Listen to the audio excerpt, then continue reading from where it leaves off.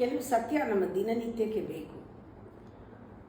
ನಾವು ಬೇರೆಯವರು ಬೆಟರ್ ಆಗೋದಕ್ಕೆ ನಿಜವಾಗ್ಲೂ ಪ್ರೋತ್ಸಾಹ ಕೊಡಬೇಕು.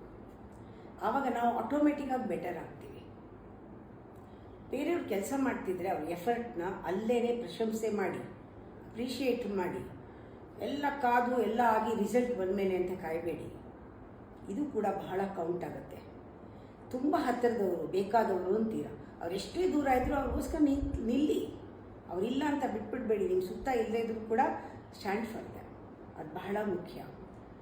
ಆಮೇಲೆ ನೀವು ಎಷ್ಟೋ ಎಲ್ಲ ನಡೀತಾ ಇರುತ್ತೆ, ಅಬ್ಸರ್ವ್ ಮಾಡ್ತಾ ಇರಿ, ಬಿಡಬೇಡಿ ಪ್ರತಿಯೊಂದೂ.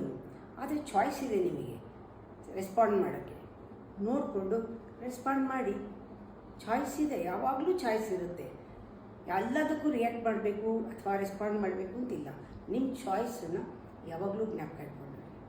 ಯಾವತ್ತೂ ಯಾರ ಹಿಂದೇನು ಮಾತಾಡಬೇಕಾದ್ರೆ ಒಳ್ಳೆಯದೇ ಮಾತಾಡಿ. ಅವ್ರ ಮುಂದೆ ಒಳ್ಳೇದು ಮಾತಾಡ್ತೀರಾ, ಅವ್ರ ಹಿಂದೆನೂ ಕೂಡ ಒಳ್ಳೇದು ಮಾತಾಡಿ. ಇದೆಲ್ಲ ಕೆಲವೆಲ್ಲ ಜ್ಞಾಪಕ ಇಟ್ಕೊಂಡ್ಬಿಟ್ರೆ ದಿನನಿತ್ಯದಲ್ಲಿ ನಿಜವಾಗ್ಲೂ ಅದಕ್ಕಿಂತ ಬೇರೆ ಧರ್ಮವೇ ಇಲ್ಲ.